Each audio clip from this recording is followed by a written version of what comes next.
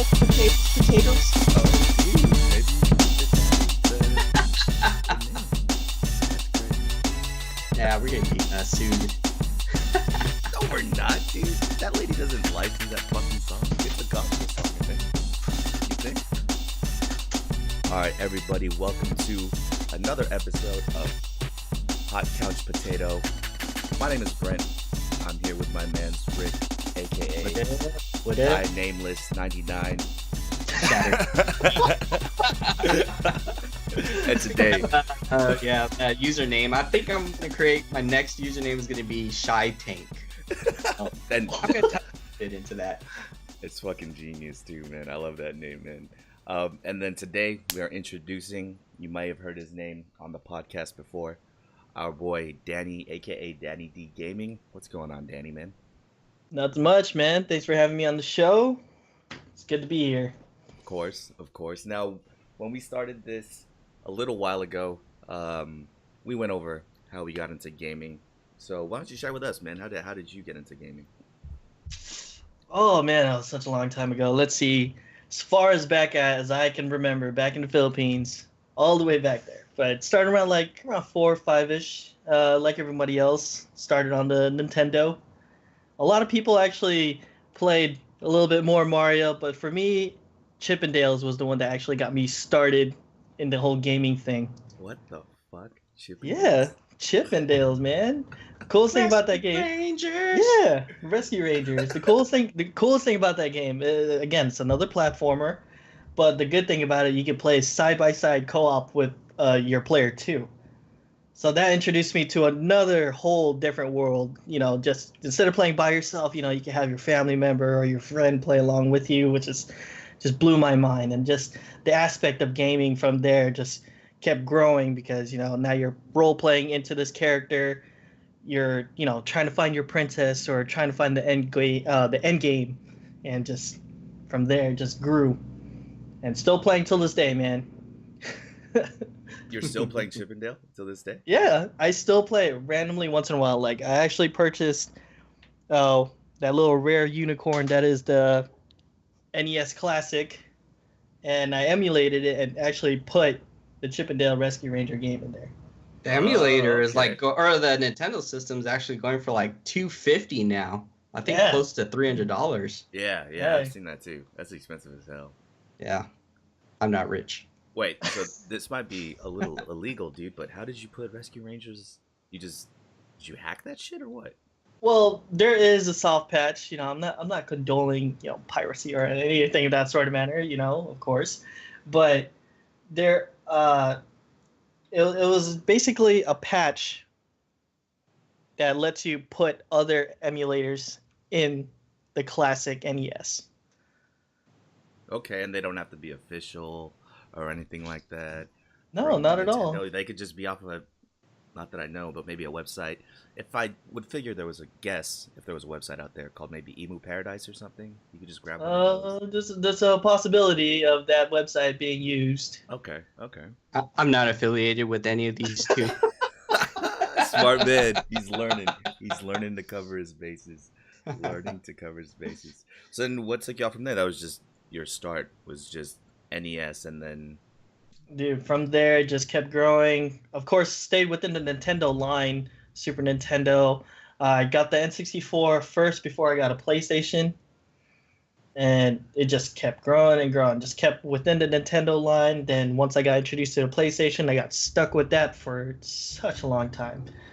And still, it's still considered the console preference of choice because, you know, all of us are playing on that one. We're also playing on PC. And after what, PS2, I got my hands on Microsoft's Xbox, and from there, the infamy that is, you know, Cloudbreaker started. Playing Halo, hosted by none other than New Perfect Day. What? I should have charged everybody for like $1 to come visit me. So yeah, we went over to, you know, his house a lot. We did play a lot of Halo. A lot of screaming happened typically me and PJ, another friend of ours, and so I stuck with the Xbox for a long time. And once PS3 first finally came out, went back on a PlayStation, and from there now PS4, I'm on Xbox One, playing on Switch, PC, anything I get my grubby little hands on, basically. All right, man. So this is actually gonna be a good balance, dude. Because really, by the sounds of everything that Rick and I talk about, we're just PlayStation heads. We don't even own a Switch, and one of the greatest games of this year came out on the Switch. So this will be a good little medium between everything we talk about and what we enjoy in gaming. Sidebar: one of the funniest moments at Rick's house, I don't know if you guys remember this, was Dustin was drinking something, and he walked in the room. He was, in a room he wasn't supposed to be in because he was the visiting team on that home turf room. Mm-hmm. And someone had talked shit to him and slapped him in the face. I think it was Daryl. Whoa! I think Daryl Daryl said something that was disrespectful. Actually, I do remember specifically what he said, but was this on Modern Warfare? No, it was on Halo still. And we were at your house. We were at your house. This wasn't online. I also remember the Modern Warfare one as well, so that was pretty good. Oh yeah, we won't repeat that though. So Daryl goes and I think just lays into Dustin and slaps him and backs up. We're sitting down on the floor. Dustin is trying to slap Daryl back, but can't reach him, so he falls over. But he falls. This must have been the slowest fall I've seen in my life. It takes him 15 seconds to reach the ground. And I think the reason he fell so slow is because he didn't want to spill his drink on your floor, Rick. So he's slowly going down, turning, so he lands on his back and has the cup still in the air. This is fucking amazing. And he's like, has his hand up in the air, and nobody acknowledges this shit, right? We're all still playing. I'm kind of laughing like, what the fuck is this guy doing on the ground? And it's so awkward. He just gets up and leaves. He doesn't even say anything. He just gets up and leaves and goes back into the other room. Amazing, man. Such great time. That reminds me of that time when we were at Marcel's house. Do you remember where, like, every single time I visited him, he gave me a drink and I would always spill it on his floor? And I remember... I already know exactly what you're going to talk about, yeah. So it all started, like, every time we go to hang out at Marcel's house, he would give me a drink and, I would eventually spill the drink on his carpet. So the next couple of times, like, I kept spilling it over and over, and he would just remind me, he's like, Rick, you better not spill anything on my carpet. I'm going to give you this drink, but you better not spill anything on my carpet. And the next thing you know it, I would spill that drink, and I'd be like, oh, fuck, dude. And he's like, Rick, why? So the other day, the following week, we go to McDonald's for those extra large drinks, and he's like, dude, I swear to God, don't spill anything on my floor with that drink. And I'm like, dude, bro, I got this. And then so when we're playing video games, I try to pick up my drink, and then I was picking it up from the top. So right when I picked it up from the top, the drink spills all over his floor. And then everybody goes quiet, but Marcel and Brent are in the next room. So Brent and Marcel like just suddenly go quiet because they heard the noise of the drink spill. And then I try to cover it with my sock. So I put my foot over it, try to like sponge the drink up, and then Marcel comes in, he's like, dude, what the fuck? And I'm like, dude, I am so sorry, man, so sorry. So the next day we go to hang out at his house again. He gives me Capri Sun, and it's just like a little tiny straw, it's like there's no possible way you can spill this drink. Right when he gives me the drink, I try to poke a hole, and it squirts out onto his carpet. And I'm like, dude, you could just never give me a drink ever again into your place. So that was fucking funny. Dude, I still remember that too. And I remember hearing the cup fall, and that was an extra large soda for McDonald's. I remember hearing the cup fall, and Marcel and I just look at each other. We're just, what? And then he turns the corner, and sees in his room, and he just falls on the ground. And I turn the corner, and I just see Rick and his sock in a puddle of soda on the floor. Oh shit. Man, good time, dude. Kids will be kids, though. Kids will always be a mess, and that was definitely us back in the day, dude. So cool. Again, Danny, welcome to Hot Couch Potatoes, man. Let's talk about goals. Rick and I made some goals last week. I think I kind of benefited from it. You know, I got Fuck no! I got this. The phone bills due. I gotta. Oh man. Fuck this. But I think I got my likes down pretty well, man. I only said it twice out of context. You know what I'm saying?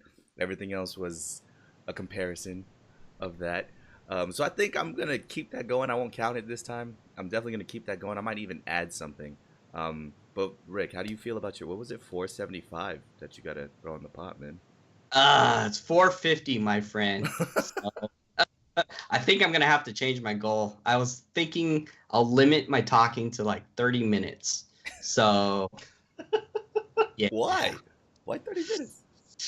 I don't know. I just seem to go ramble on throughout the podcast, and I get so sidetracked. I just forget what we're originally talking about. So. It's amazing, dude. I love it when you go on your rants, man. It's hilarious. You just get so passionate, and then you remember something else, and then you talk about that for 10 more minutes. It's amazing, dude. Amazing. But I think my goal for this week, I want to go down on the... I think I say you know what I'm saying or you know what I mean after I say something. Just so I can reaffirm that you actually hear me talking. So I'm going to cut down on that. Wait, are you going to add on to that, onto your likes and... Oh, yeah. I think the likes is already ingrained in my head, man. But I'm gonna lower the me saying you know what I'm saying or you know what I mean. Because I kind of It's about to be payday, my friend. Okay. What do you got? As far as goals, what are we specifically talking about? Just speaking? See, it might be a little bit tricky because you don't know really your... What is it? It's not a perk. It's kind of your tendencies when you talk. You just unconsciously say things when you're talking out loud that you wouldn't normally do in natural speech. So for me, I would say like a lot. Rick, he would say dude and you know a lot. You don't have to do one, man. You could kind of gauge where you're at after listening to this week. I'll see, but for one thing, definitely, I want to try to not repeat myself, meaning like I'm trying to come up with a cohesive sentence, and from there I just completely break off and repeat this last word that I say. I don't know. Let's say I'm trying to give you like a description, just like from where I was, you know, kind of like that. Okay. Oh, tongue twister. Yeah, kind of like that. The reason why I say that is because I've noticed that in my speech class, when I'm talking, likes and ums have dropped significantly, and from there, I have a tendency to repeat myself to catch more of my sentence. Okay. So your brain is faster than your mouth in that case, yeah? Pretty much. Okay. Mine, I rearrange the sentences in my head. I think that's because I think of math a lot. So it just comes out like 3, 1, 2 rather than how everybody speaks is like 1, 2, 3. And that's where my stutter comes in. It's just I thinking of it in a different way when I say it. But my catchphrase of the day will be, you know. So here, Danny, here's a trick, man. When Rick is talking, just stay quiet, and then he'll keep talking. No. You saw how he did that right there? He was done with his thought, and then he said, but, and continued to talk, dude. So just be quiet and let Rick do his thing. It's amazing. I'm gonna mute myself real quick. But with that, we're on to really talking about what we're doing here, and that's video games.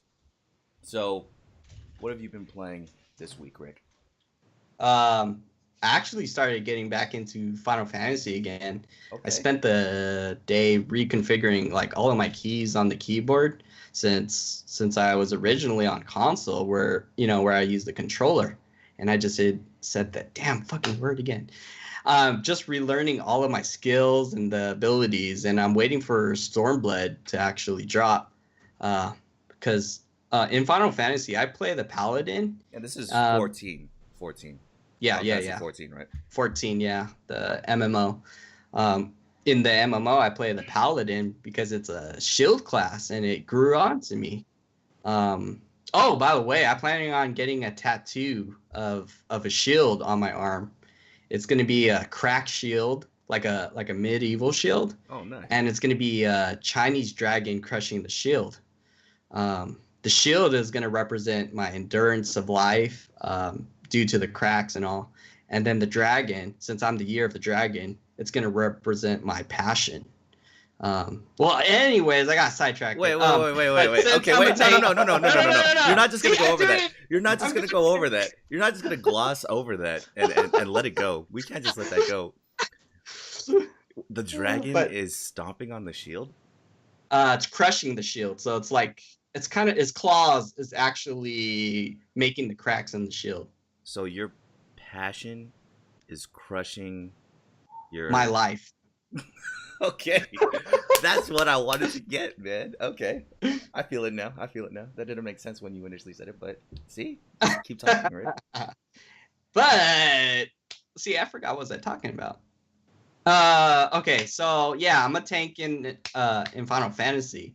And I was gonna mention that it sucks playing as a tank in that game because you're the center of attention, and that's where I was thinking my next username should be Shy Tank, because I'm shy but I need to tank, so it's gonna be a Shy Tank. Like, really, usually when you think of a tank, you think of a leader, you think of someone who's leads the group and all, but with me, I'm like the complete opposite. I don't want nobody looking at me except the enemies, and so no one can see all my mess ups. Like in other MMOs, you can be a class where it's not entirely dependent on the classes. But like in this game, it like really punishes you if you lose a tank or a healer. So by default, if you're a tank, by default, you're the leader of the group. And it just sucks having all that attention on you, all that pressure, knowing that if you mess up, everybody's looking at you. And they can say, oh yeah, this tank sucks, versus where a DPS drops off, then they're like, oh, okay, we can just revive the DPS and we're good to go, and things like that. And then the next game I'm playing is actually Overwatch. I just reached level 100. Oh, there we go. Yeah. Congrats. How do you even prestige in the game? How do you go back to like level 1?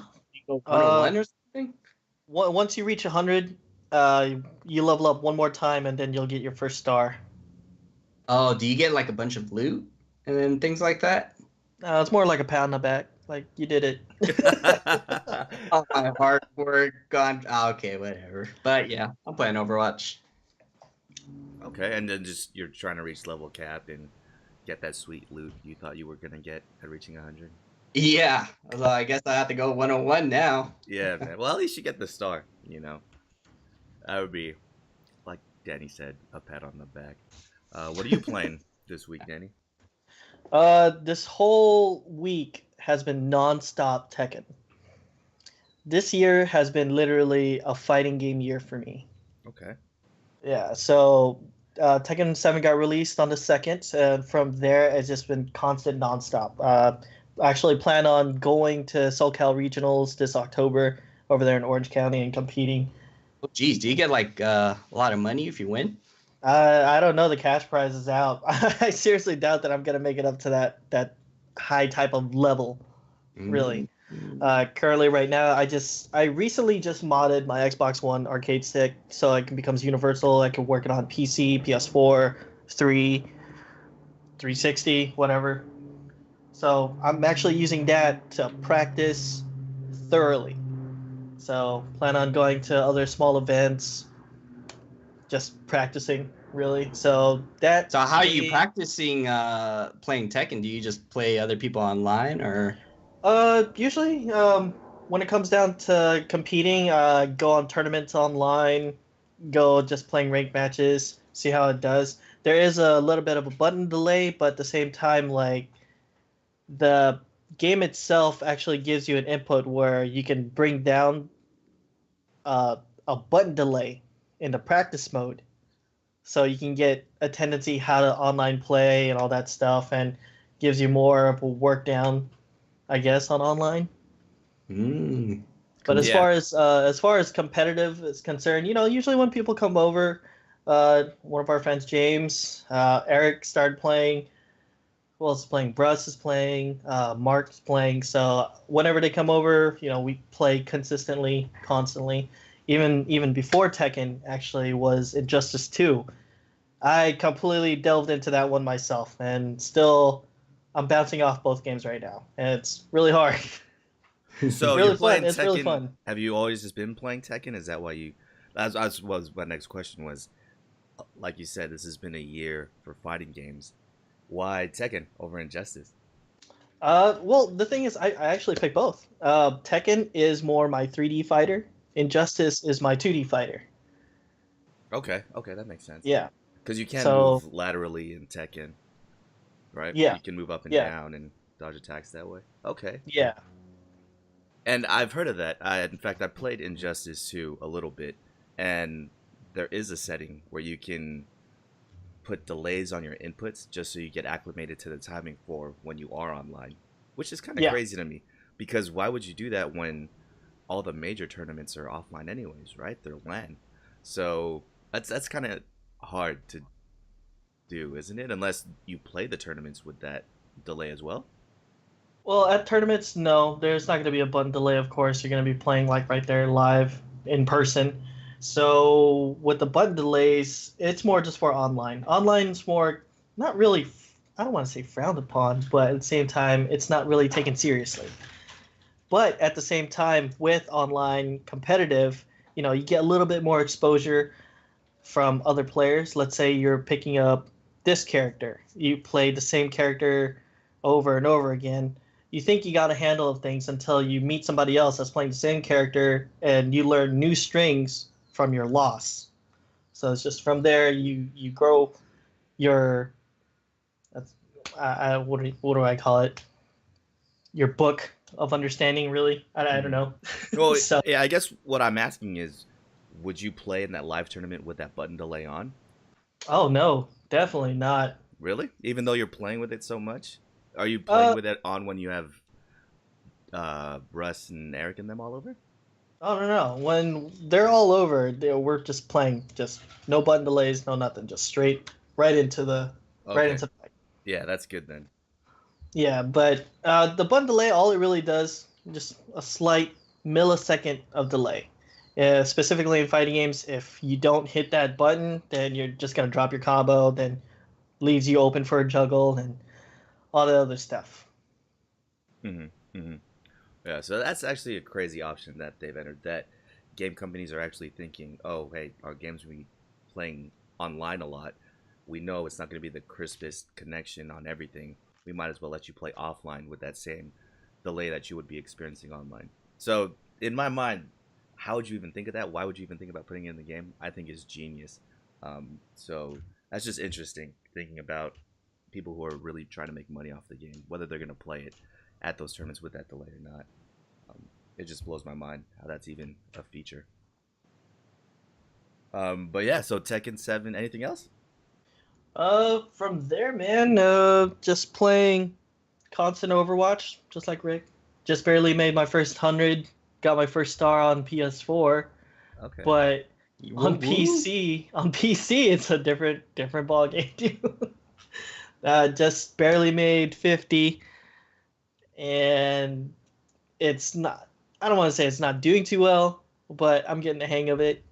Trying to main Tracer, as she's always been my staple on PS4. On PC, it's a whole different ball game though. Yeah, I suck so badly on shooting games. I like to reiterate that if you want to watch the previous episode. I suck so badly. Yeah, the curve or the gap between the people that are good and the people aren't good is really evident on console. I mean, not on console, on PC. It's kind of crazy actually. But yeah, okay, so that's got you a bunch of multiplayer games, huh? Yeah, so again, this year's been nothing but being competitive. I don't know what it is, but yeah, still trying to fight my way through the ranks, I guess you could say. Okay. You gotta fight me, bro. Well, let's do it. I'm just kidding. I suck at Tekken 2. So. Yeah, the last Tekken I played was Tekken 3, man, and I just used Law and did that backflip the whole time. You know what I mean? That's the only move I knew. Or yeah, only move I knew how to do. You know, I'm surprised you didn't say Eddie. No, everyone... man, Eddie was one button. At least with Law, it was 2 different buttons to do that stuff. Well, yeah, good times. So me currently, I'm still playing Assassin's Creed, man, and I'm crying thinking about it. What level or which game are you on? Dude, I'm still on Brotherhood, man. Oh wow! I thought you were gonna be on like number 4 by now. No, man, I'm still playing Brotherhood, and you know what it is I'm starting to recruit assassins now. Yeah, your bros. I find myself recruiting them, sending them on missions, and just waiting for them to come back so I could level them up. I'm addicted with leveling up the assassins, man. Oh, really? Yeah. Dude, they're good when you're in like a all-out brawl and you can just summon them and they would like take all of the people out. Yeah, and there's missions where to get 100% synchronization, where you have to use them to kill the target. So the first time I did that, I said, "Oh, dude, that's sick. Why don't I level them up all the way?" So I recruited the Cap already, and I'm out here sending them on missions in Calcutta so they can get more armor and get more weapons and things like that. And yeah, I'm just looking at it as an RPG now, which is crazy because it's really not, man. Because I don't think that's even an integral part of the game. Well, I guess it is. Yeah. Do they have assassin bros in any of the rest of them? I think in the next one, the Revelations or the Assassin's Creed the one after that one, basically. But number 3, I don't remember if they got rid of it. Number 4, you're kind of solo. So yeah. Okay. Yeah, man, and I'm gonna finish it this weekend. I'm gonna try and finish it this weekend so I can move on to the other one because there has been some kind of leak over at Ubisoft, and Assassin's Creed Origins is all over the place, man. I think. Oh yeah, that was one of the confirmed games. Assassin's Creed Origins is going to be at E3. Yeah, and I've seen posters of an assassin standing in front of pyramids, so it's confirmed in Egypt too. So it'll be crazy. I think they'll stray away from the modern day stuff, you know, with Desmond and everything, and just concentrate on the assassin story, which I think will be cool. At least the assassin in Egypt story. So we'll see where that goes. Eventually, I'm gonna finish all these games. I just gotta find the time, dude. Because like, hey, what's up? Don't forget about playing Final Fantasy 14. We got to prepare for getting that free shirt at E3. No, that was my next thing too. Is I just picked up my subscription today for Final Fantasy 14 and doing the same thing you were doing. I was remapping all my keys, man. Yeah. Oh, took me the entire day. I was like, what is this ability? I'm saying. What is this? And I know I play Black Mage. I know if I switch to another class, I'm probably going to change my keys around again to make it more convenient to do some moves and some combos other than other classes. So it's going to be crazy, man. It doesn't seem like a big deal, but it really is. Especially when the new patch comes out, we're going to have to relearn our class because I think they're like taking away some of the skills and adding extra skills. And changing the way the combat system is a little bit. Like, I know that the Bard casts their songs pretty faster, and it's just going to change the way we look at our own characters. So hopefully it's not too much of a change, but yeah, I'm excited for it. Yeah, Yeah, I mean, I know for a fact I really only played Black Mage, so the combo there is just to fire, fire, fire, ice, ice, fire, fire. Maybe throw in a demi every now and then. Yeah. So I know that combo pretty well. I know the combos for the monk pretty well too. Just do the certain moves in a certain order. There's different combos, but it looks like every class is gonna get that mechanic now where you have to keep a combo going to get a damage bonus.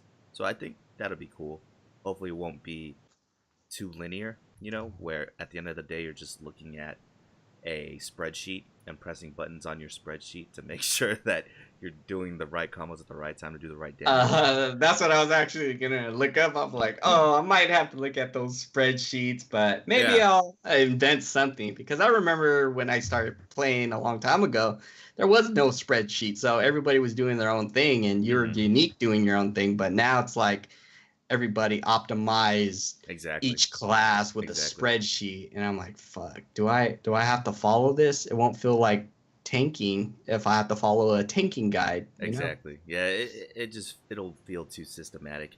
I think the creativity, like you said, in making your own combos, you individualize yourself, and people will go, "Oh, hey, that's that tank that does this, this, and this," or "There's that black mage that has this crazy combo." It'd be called, Shy Tanks combo or Boo Wop combo. You know what I'm saying? Shy Tank 88, my friend. Yeah. I don't think there's too much more room for individuality like that in the game. But we'll see how it goes. Hopefully they've thought about this and made combat a little bit more fluid rather than linear. Talking about Final Fantasy XIV, Rick and I talk about it all the time. Our favorite game, City of Heroes. I think we mention it at least once a week. They're all MMOs. MMOs are these. What's the acronym stand for? Massive multiplayer online. There you go. You just build these huge communities of players, put them in the world together, and give them abilities and let them have their way with the world, essentially. That's going to be our topic this week. What was your first best experience in an MMO, Danny? What was the first one you ever picked up? Okay, first one I actually ever picked up was EverQuest originally. Oh wow, that was on console, wasn't it? No, it was on PC. Oh, no Long, very long time ago. So I devoted like one summer, maybe a month of June, right after we got out of school, right out of Bell. And a friend was talking about it, so I decided, why not? So I got a month, put it on my craptacular family PC, and it actually ran. And from there, I got exposed to the MMO world. It was fun at first, leveling up, killing raccoons all day just for minor XP.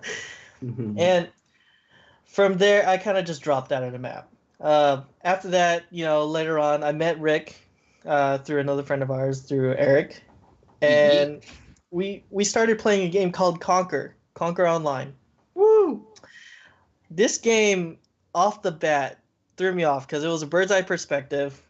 And I was like, okay, I'm not used to seeing it from this view. But at the same time, my first official day playing that game, after that I got hooked, was going outside of the first town. You just hear this little chime, this little noise. For some odd reason, I'm like, what is this? I just asked Rick and Eric, just telling him, what is this? I just heard a chime. What's this pink glowing ball? It was like, pick it up! Oh my god, pick it up! So my character rushed over or hopped over to that item, and I went straight back into town, put it in my safe.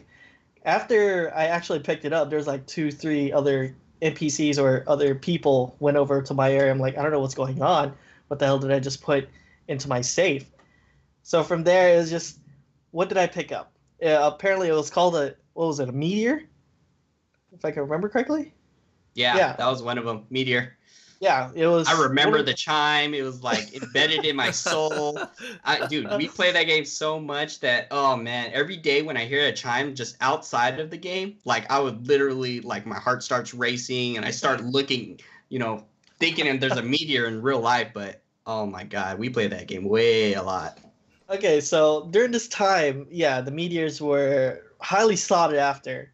You can use it for currency or trade it for like a high exclusive weapon. But that was officially my first day. A little thrown off because I'm just like, how did I find this amazing, awesome item within my first day? So from there, played Conquer with Rick and Eric for months on end.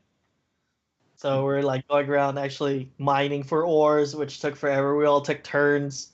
Like, okay, I'm gonna mine for 30 minutes. Then we switch, and Rick gets to mine for 30 minutes. We're all sharing off of Rick's computer during this time. So either we're doing that, doing homework, or playing on the PS2. So wait, let me remember this correctly. I think I remember you playing this, Rick. Is this where you had that guy shooting a dummy with your bow and arrow for a whole day? Yes. Yeah, you just leave it alone for like whatever long, and it levels up. Yeah, that's the game. Okay, I remember now. Yeah, that game blew my mind alone when we were kids. After that, eventually a couple of years passed by. We just kind of dropped it off the map. You guys eventually moved on to City of Heroes, and I actually moved on to MapleStory. Woo-hoo. So MapleStory from there, I played with a couple friends, with Teresa and Derek Pasqua. You said Pasqua? Yeah. Oh, I thought he was playing Counter-Strike at the time, or he just playing MapleStory with you? Well, yeah, he actually was the one that introduced me to MapleStory. Oh, I think Russ was pretty involved in that too. Yeah, so a lot of people playing. I was mainly playing with Derek, Isaac, Espiritu, you guys know, and who was it? Albert Johansson. So all of us were playing that, and then from there, I kind of just dropped off MMOs for a little bit until I picked up Final Fantasy XIV on the console. So from there, it grew. I want to get back into it because this whole Stormblood expansion looks really amazing. So I haven't played in, I want to say years. If you guys are playing on the same server, that's great because that means I still have my chubby chocobo. And from there, I don't know.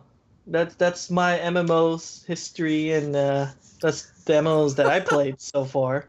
So we have an overachiever in the group. We only asked for his first or best experience, and he gave us the whole history. So that's actually awesome. That's actually awesome, though, man. There's just been MMOs all around since we've been gaming, which is great. Yeah. What about you, Rick? What was your best first, or maybe if you want to go over your history, I guess we could do that too. No. I am going to try to keep this as vague as possible. So, okay, I'm trying to limit it. City of Heroes. So that was one of our favorite games, and I can list so many things about that game, but my favorite experience was when we invented the handshake. So it's basically a slap emote, and it's a backhand slap emote. And I remember that we like did one mission, and it was like a very easy mission. We just killed one NPC, and then the entire group like that we were playing with, we all were just giving each other handshakes, like slapping each other with the emote. And then I think that's when it evolved into slapping people in PvP. Like people in PvP, when you kill somebody, they would just slap you one time. But no, when we killed people in PvP, we would like slap them over like 30 times over and over and over just to show them the disrespect that they've shown to me, but 30 times more. So, and then after that, I got into the City of Villains, and I remember that I was learning the Mastermind. And then I was playing with Eric because Eric was he was so really good at City of Villains. But anyways, I was playing with my robots. I was a Mastermind robots, and he had like 6 robots or whatnot. And I learned that you can teach your robots an emote. So I made all 6 of them go up to random players in PvP, kill them, and they all would just keep slapping the players. So you had not one person slapping this person. You had 6 people, 6 robots just slapping this person showing the disrespect that they deserve. One more time I want to mention. In Final Fantasy 14, I remember there was a 24-man raid. It was like in one of the towers, and you're fighting Behemoth. And then I remember like 3 tanks died. And so, when 3 tanks died, it gives everybody the hope of helplessness, like thinking, oh shit, we're all just going to wipe. We're getting tired and all that. So I was getting kind of desperate. So I was still alive. I took the aggro from the main boss, and I took aggro from the extra ads that was aggroed on the healers. And like seconds from wiping, we managed to kill the guy. And at the last hit of the boss, he like killed me. And then everybody would like praise me. They're like, oh, you're a good tank. You're the best. And that time I liked the center of attention. That was the only time I liked the center of attention. But now I still like it. I still get nervous when I start tanking, because it's like everyone has that pressure of you not wiping in the dungeon itself. But and I'm gonna end it at that. See, you had to say that, because if you didn't, we would have kept quiet and you would have just kept talking, man. It would have been amazing. Nah, just be like, hello, is my mic broken? Hello. But yeah, man, I'm the same thing. In fact, you reminded me, we were super heavy in the City of Heroes. I think that was one freshman year in high school, or we still have Bell when we started playing it. It was just that one summer when we started playing it, and we couldn't turn back. Nothing was ever the same. That was my first MMO, was City of Heroes. And it's funny you bring up the slapping. I totally forgot about that. But you're right, there were 2 versions of it, just a forehand and a backhand slap. And I remember my favorite memory from the slaps was we would make macros so we could key bind the emotes. And if you just spammed each of the keys, the impact would be there, but your hand motions would do something crazy. So it's just like slap, slap, slap, slap, slap, slap, but your hand is moving in one motion. So we call that amongst us our secret handshake, right, Rick? Yeah. And I remember we were in a mission with some random people, and we finished the mission, and we're doing the handshakes to each other. It might be Rick, Marcel, and I, and we're just doing the secret handshake. And Dustin, I think it was, yeah. And Dustin, yeah. And the random people on our team go, oh, hey, that's cool, man. What emo is that? And we don't want to tell anybody. It's a secret handshake, right? And the way you used to do emotes in this game, I guess it's the same for everything. You do /E, and then you type in what the emote is. Yeah, so slap or something like that. Yeah, it was slap or smack, I think, were the 2 different ones. Yeah. So we told the guy, oh, it's /E slap fight, just trolling him, because we didn't want to give away our secret. Next thing you know, this little text bubble pops above his head, slap fight. My stomach hurt from laughing. So it was just the timing of it. You're looking at this guy, you could see him pondering it, and then you actively see him typing it, and it just pops up above his head. It was so amazing, man. Yeah, like I think it was like when you put in a slash, but then you mess up whatever you're trying to type, it'll appear as a bubble above that person's head. Mm-hmm. So. Yeah, it'll be a thought bubble if the emote didn't exist. So yeah. Slap fight didn't exist at all, so it just popped up above his head like he was thinking about slap fight. Slap fight, yeah. Amazing, man. And we did a lot of troll things in City of Heroes. I remember being a high-level character in the beginning area, just taking all the enemies and bringing them to where all the noobs spawn. Just the normal stuff. I think my favorite memory was the first time taking down Hamadon on my bootleg computer. Yeah. Everything didn't load, and there was one guy in the chat that was just typing, keep attacking, lock onto the ads. It was like watching a flip book made by someone that doesn't know how to make flip books. The frames were so I remember that. That was like 30 or it was a shit ton of people all condensed in one area. Yeah. And then, yeah, like you were saying, people would spam their attacks, but since there was so much animation, like we had bootleg computers and it was just like a flip book. We barely can see anything. All we see is our character looking at nothing you know, Mhm. but we're attacking something. Yeah, and I think that's what really gave me the bug is all these people at one time concentrating to defeat one enemy. You know, there was also a giant squid that would spawn occasionally in the middle of the city, and everybody could go jump in. No matter if you were level 10 or level 50, you could jump in and try to fight this thing with a group of other heroes. And I think just that cooperation between total random strangers is great. From then, I mean, I'm playing Final Fantasy 14 now, and there's still great um, memories playing that, especially fighting Odin and Behemoth. I mean, we have better computers now, so we can actually see everybody on the screen, Yep. and it looks like a flip book drawn by someone who knows how to draw now. We went from 1 frame per second to like at least 60 now. Yeah, yeah. So I think those events, the giant monster events and everything, are what keep me going on the games. The raids as well. That's the next question I had for you guys. Is we've all played Destiny. Would you count that as an MMO as well? Um, I personally, I think me and Danny were talking about this. I don't think it is really an MMO, but it has the MMO elements of role playing.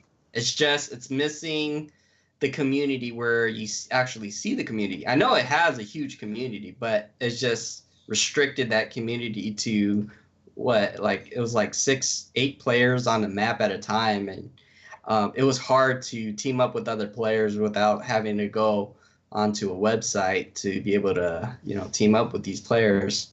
Other than that, I do definitely think the next one is going to be MMO, really. But, we'll see once we go to E3 next week. Oh man. Yeah, I think still after every MMO I've tried out, City of Heroes had the best LFG system. Don't you feel Yeah. that?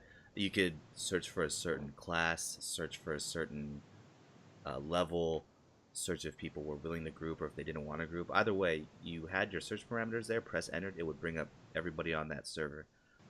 No other MMO I think that I've played has that. Not even Final Fantasy 14. Their LFG system's kind of weird. Mhm. You have to make a group or make like a whole application of what classes you want, what level you have to be in, all that. And even then, you can't really filter it. In City of Heroes, you can just filter that stuff straight away. And so that's Yeah, crazy. yeah, you just have to go off, I think, just by levels in order to join somebody. And it sucks too. It's like when you join these groups in City of Heroes, you felt like you don't really, you're dependent on, of course, but you can do what you want to do. You can attack the way you want to attack. You can heal. A healer can attack if he wants. A tank can be healer if he wants. But when you play like Final Fantasy 14, it's super role dependent. You Exactly. Yeah. just yeah, you're a tank. You're a tank. If this tank dies, everybody dies. If the healer dies, everybody dies. And it was hard. It just makes it hard for the searching system. You have to find one tank or one healer or 2 DPS and stuff like that. Versus we can all go in as a scrapper or a damage dealer, or we can all go in as a tank. That's the element I missed from City of Heroes, because it is very versatile versus um, everything has to be exact. Everything has to be timed right and all Yeah. that. Yeah, the flexibility is definitely there. So the reason I brought up Destiny was because I feel like the MMO genre is dying a little bit. You can't just have that traditional MMO anymore. So many have come and gone that I feel like you can't just put a fancy skin on the same process that World of Warcraft has or City of Heroes has and expect it to succeed. DC Universe Online and Champions Online, they're super similar to City of Heroes, but it doesn't feel the same. They all feel dated. Hmm. Destiny's that pivot, a new direction leading in the same genre. So do you think the golden era of MMOs is dead? That MMOs, by the traditional sense of the word, they don't really work anymore? I can actually say that I don't think it's dead per se. It's kind of just unknown now these days. So I want to say that it's just because there are a bunch of MMOs out there, a bunch of free ones. It's just people don't know. It's not what can I say? It's not being commercialized. You know what I mean? Okay. It's not like back in the day where everyone's like, "Oh, play this, play that," or even TV commercials when they come on, they don't show video game commercials anymore. It's more just of a word of mouth now these days of how Well, to, are yeah. people watching TV anymore? Again, another good point. Just, well, ad commercials that come on YouTube channels and all that stuff now. Mm-hmm. If you don't have your pop-up blocker on, but I think it's more just it's not dead like how you said. It's kind of changed direction. Well, no, and that's the question: is the golden era, the how you would traditionally view an MMO? Do you think those are dead, and you have to come up with a revolutionary type system like a Destiny, or maybe even a Black Desert Online? Well, for me, I think it's actually not dead, but it's dying. When you look at an MMO, you need a lot of patience. You need a lot of time to actually get into the game and get right back out. But these days, people's patience are super low. Like who has the time to come in, sit down, and start getting into a really long, lengthy RPG role-playing style? Versus back in the day, we had the time. Now it's like everybody's using their time to watch Netflix, do other things, and that's what as we grow older, our patience with getting into the game is running really thin. That's how I see it as. But I know it's still there. It's just for stronger game, it just has to hook the player originally. Like Final Fantasy. You had to be there like when it kind of started. You can't just really jump in the middle, because I've met a lot of people that jump right in the middle of the thing, and then all of a sudden they get overwhelmed and they start playing something else. With games these days, I also think that new games too are responsible for having for people having low attention span. When you're into a game like, let's say, like Final Fantasy or Destiny, and then you're really invested, but then you're looking forward to another game coming out. So when that new game comes out, it pulls the people away from the MMO originally.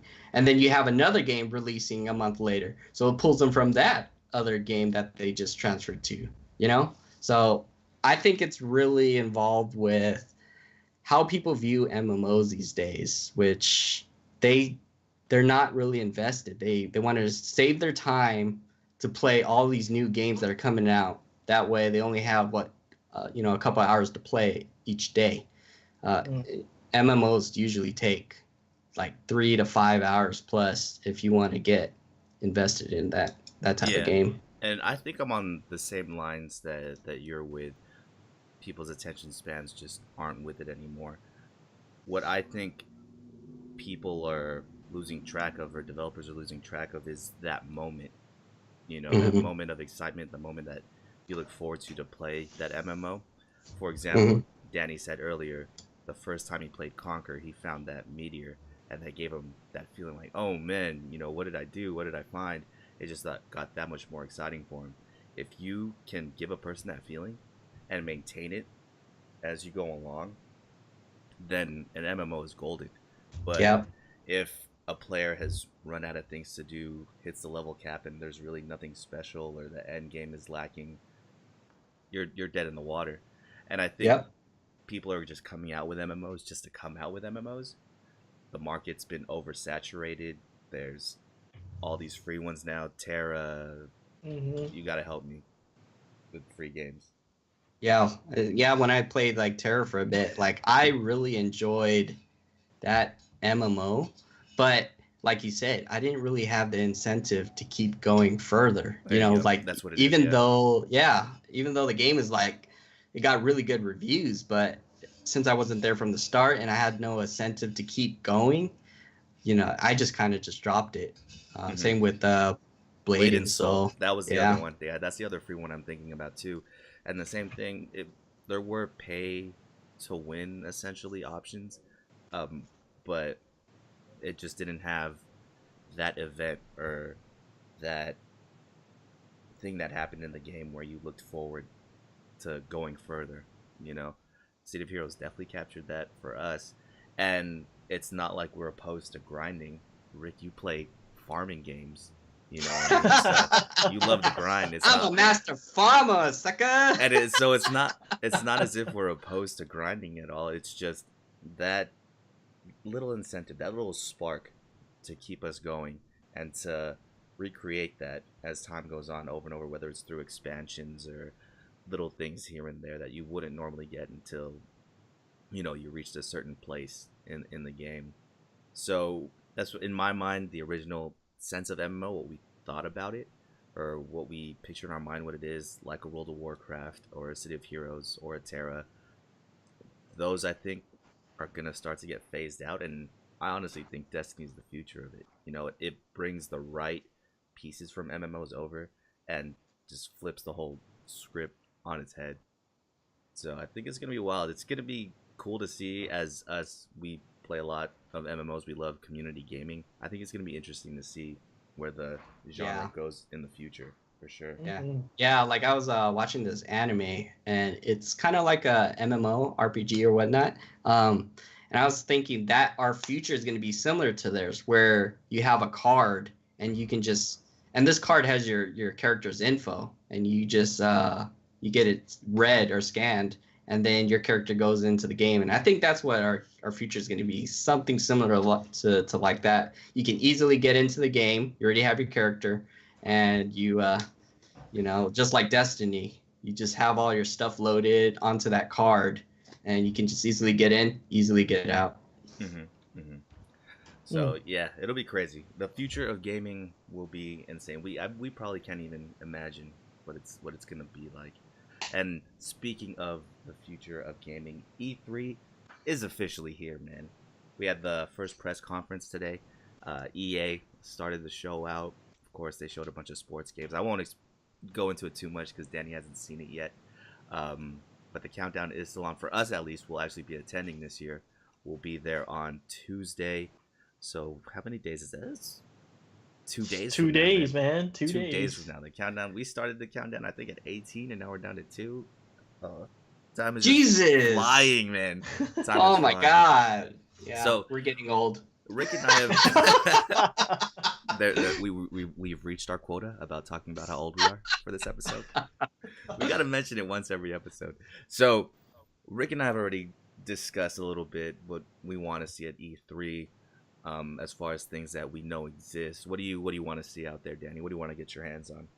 If any chance, if Capcom can actually, speaking of MMOs though, if Capcom can actually talk about Monster Hunter Frontier coming to the West, that would be the most amazing thing ever.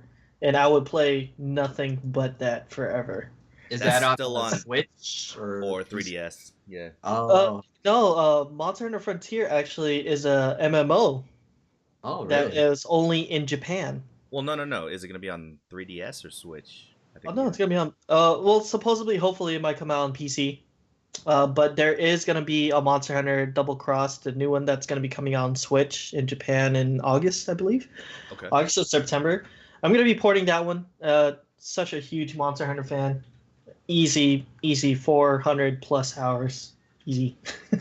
But that is one big thing that I'm hoping to hear something, a little rumor, something from Capcom from there. And anything really to get my grubby little hands, because it's like a bucket list for all of us since we're going to be at E3. I just want to see more things come out of Ubisoft. The only reason why I say that is because I want to see something a little bit more innovating now these days. I know you're psyched about Assassin's Creed, but I've actually dropped from that game since 3.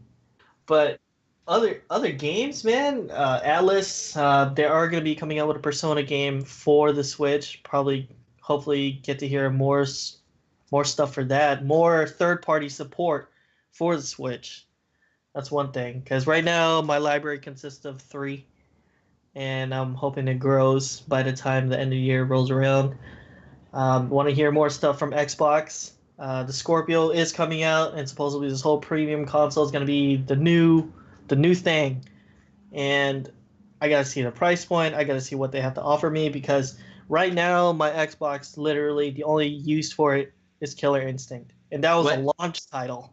What exactly is Project Scorpio? Is that like an advanced console that is a mixture of like PC parts or something? So supposedly Project Scorpio has I don't know what the hell a teraflop is. I don't know what is that. But they have 6 of them compared to compared to what Sony has is 4, I believe, or something. I'm not 100% what a teraflop is. And I've Rick helped me build my computer. I'm like I don't even know what the hell a teraflop is. But supposedly it's gonna be like the high end of the high end premium console, meaning like it might have like its own graphics card, meaning like a GTX 1080 maybe, I don't know, something like that, 16 gigs of RAM, and supposedly everything's going to be running native at 4K.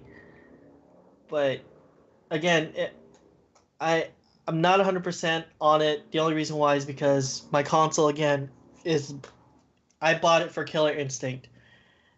That's the only reason why I have it. And right now I have no reasons to hold on to it because everything now is on PC. Xbox brought over, games that you can play on Windows 10. Anything that you can play on Xbox One, you can play on Windows 10. So I'm just sitting there.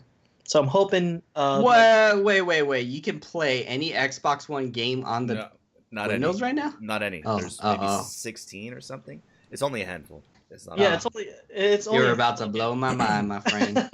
But I know they're gonna be they're talking about that, like maybe more games. If you buy it on Xbox One, you could buy it. It's basically a cross buy. Buy it on Xbox One, you can play it on PC. So upcoming Halo game will be on PC. So again, it's literally just sitting here. I bought it for exclusives. I only have like 4 or 5 exclusives on my Xbox One. And I'm hoping Microsoft would come out swinging, just tell me what games they have, what exclusive they have to offer me, and all that. See what the Project Scorpio is all about, the pricing point, of course. And, of course, the biggest one, Sony, see what games they have to offer us because PSX last year was just amazing. The lineup of games that they gave us was, just simply put, amazing. At the end of the conference, they showed us the teaser for Last of Us. The electricity of the room alone was just super hype. And I love being in that crowd. Unfortunately, we're not going to be able to go to the conference. But Sony said, again, they're going to be coming out swinging. They're already ahead in the console race. And I'm hoping to see more of Last of Us. I doubt it, but because the game is still in development. And there's just like pictures of Troy Baker and Ashley Johnson, the girl who plays Ellie. Just pictures of them in their mocap outfits on Twitter. So, the game's still in development. Hoping to see more Marvel vs. Capcom Infinite. And supposedly they might be doing a remake from Capcom in Onimusha. But I'm not 100%. Whoa. Didn't they end Onimusha with like it was like a battling system or something? I don't remember. There was this Onimusha game that came out a while ago on PS2. It was like a Smash Bros. Kind of thing. It was yeah, I remember that one. Yeah, that was like the end of its life cycle. I might have to get back into Onimusha. Yeah, well, the thing is, the Onimusha thing is not confirmed or anything. It's just a rumor that's going around. Like, they're supposedly going to be making it for the PS4. Do you like crushing people's dreams? Do you like crushing them? I like to have an open thought, really. Let's just say that. Teasing. It's cool to have. I'm not going to ride the hype train, not unless if it's finally confirmed. Not unless, it's 2050 and we're finally getting the first episode of Final Fantasy VII. Yeah. But that actually goes good into our next segment about games that we don't know exist yet, but we want to see. So Onimusha, I didn't even think about that. If there's a Onimusha 2, that would be crazy. Well, there was an Onimusha 2. Well, I mean Onimusha like remake. You know what I'm saying? Oh, gotcha. Okay. I know Onimusha how many are there? 5 of those games? I thought it went up to 3 or something, and then it was the verses. There was the Onimusha. It was called Dawnbreakers. You didn't play Samanosuke at all. It was a new character. I played Sanosuke. Wasn't he? That was the first game, I think. That was the first one, yeah. Yeah, and then the second game is the prequel. I'm not. It's been so long since I played that. I think game. that one had Jubei, Yagyu or something. Yeah, Jubei. Was in the Jubei. second one. Second one. And then the third one, you went back to Samanosuke with Jean Reno, if you guys remember that. Was that the one with the French guy? Yeah, that's the famous French actor, Jean Reno. I don't know if Capcom's really going to be coming out with that, because that would be some really awesome news for Capcom. I know a game I would like to see. I know a game Rick would like to see is a Xenogears remake.